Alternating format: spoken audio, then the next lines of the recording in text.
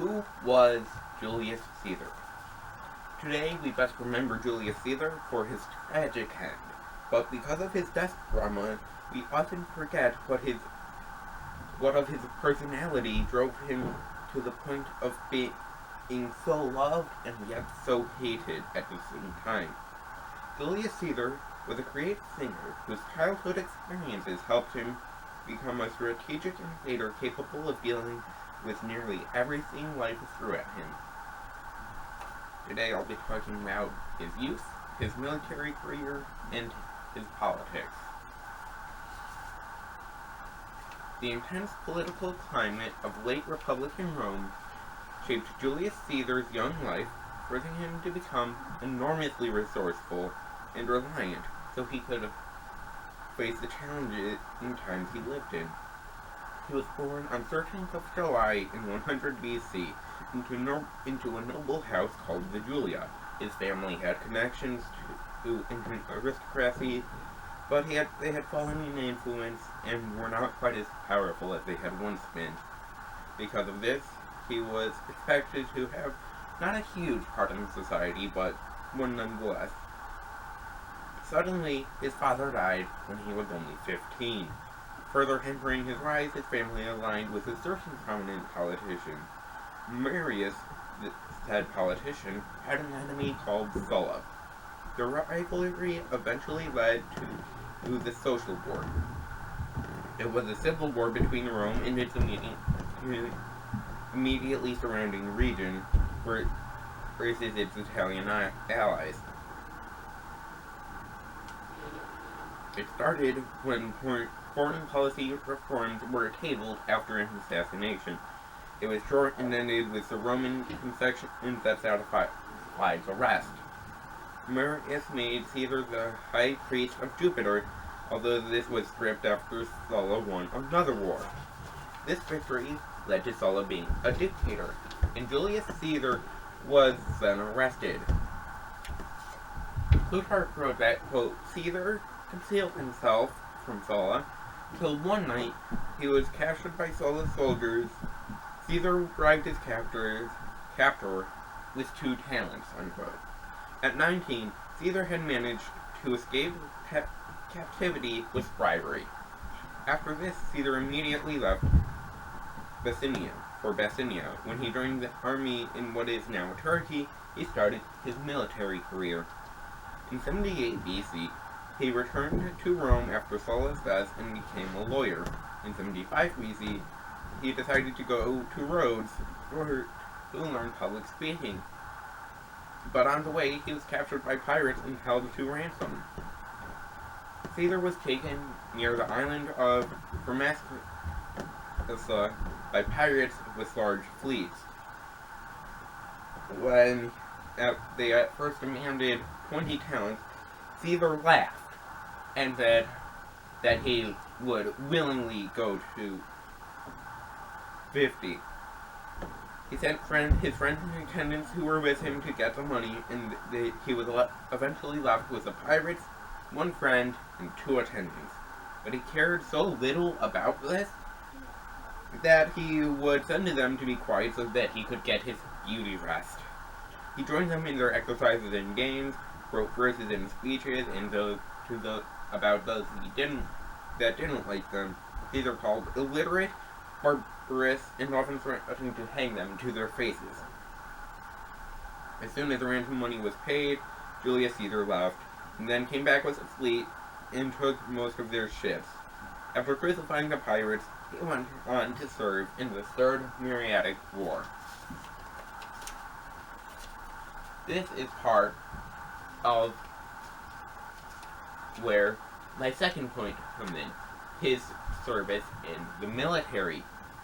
One of the greatest military strategists in history, Julius Caesar's innovative thinking and willingness to utilize Rome's engineering expertise gave him the ability to win many of Rome's most impressive victories.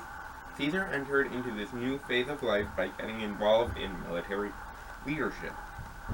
He used military action and political alliances to move to the top. Between 72 and 61 BC, he advanced to the governor of Spain and made two extremely influential friends. One was Crassus, who had made a fortune seizing assets in wars. The other was General Pompey. Together they formed the first triumvirate. Caesar used this to become the governor of Gaul. In 58 BC, he quickly reinforced Rome's position in the area, and he made lots of money while doing so. And he started sending adventure reports back to Rome. They were open to the public, and they were written in as an action adventure story. More and more came to know who he was, and Caesar started to be worshipped as a hero. Pompey really didn't care because he was obsessed with his new wife, who also happened to be Caesar's daughter. With his new political muscle, he was able to spread the government of Gaul. With his extra time, he took armies past the Rhine River and into Britain. First, he built a bridge across the river. Then, he threw the eagle onto the shore.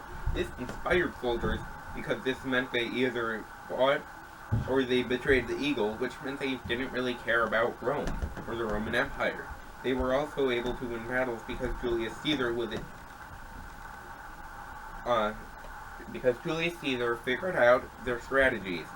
When they were done, he dismantled the bridge.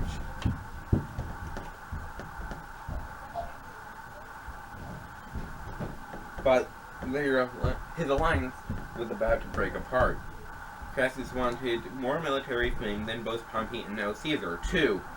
But he died in 53 BC in an ambush. Pompey's wife had died in childbirth, and he now wanted his power back. But Caesar was still at war and still doing well. The Battle of Alicia took place in September of 52 BC around the fortified Gallic city of Alicia. This was the last major engagement of the Gauls and the Romans, and is often considered one of Caesar's greatest military achievements, and is a classic example of siege warfare and investment. What Julius Caesar did was he built a wall around the city's wall, so that, quote, attackers from the outside would need to pass through a field of wood blocks with iron hooks, sharpened stakes in pits, 2 trenches, and a palisade with towers, unquote, said Michael Schiavone. After this victory, he was massively popular with the Roman people, and he started to once again put a focus on politics.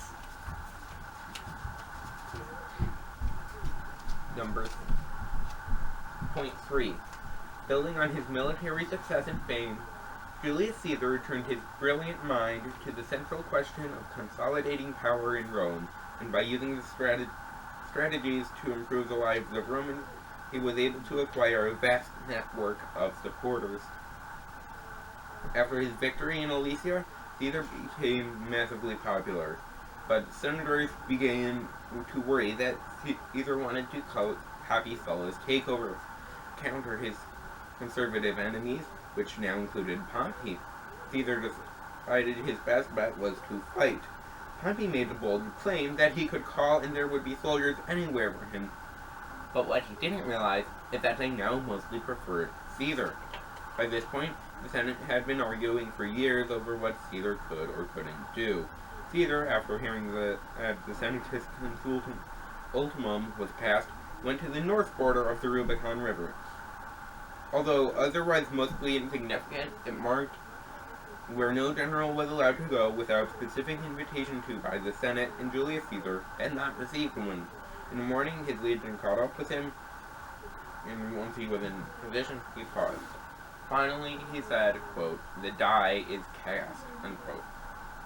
Then he ordered his legion across the Rubicon. This started yet another civil war. Pompey and the senators fled to Greece, but they forgot their treasury.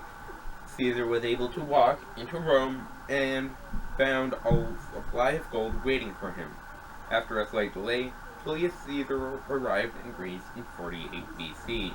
Pompey didn't want to fight, but when he was forced to, he did win a small battle. but when he was once again pressured to fight, he believed he could win because of his larger cavalry. But because of his military experience, Caesar noticed this and defended against it, and he carried the day. The Battle of Pharsalus, there was a standoff broken by a traitor, but Pompey was too scared to do anything with it. Caesar won, Pompey fled.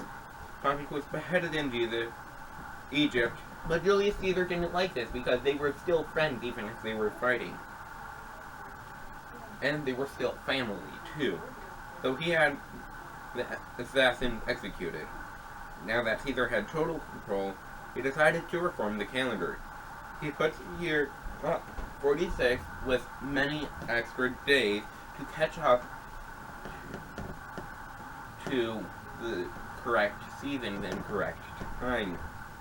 In 44 BC, he was elected dictator for life. Many suspected that he was going to make himself king. Either because of this fear or because they were just jealous, the senators decided to assassinate him. Although Caesar may have known about this, he didn't listen, and on 15 March 44 BC, Caesar was stabbed 22 times and died. So, although we often don't only remember Caesar for his tragic end, his youth, his military career, and his politics all led to him being both hated and loved by the Roman people at the same time. Thank you.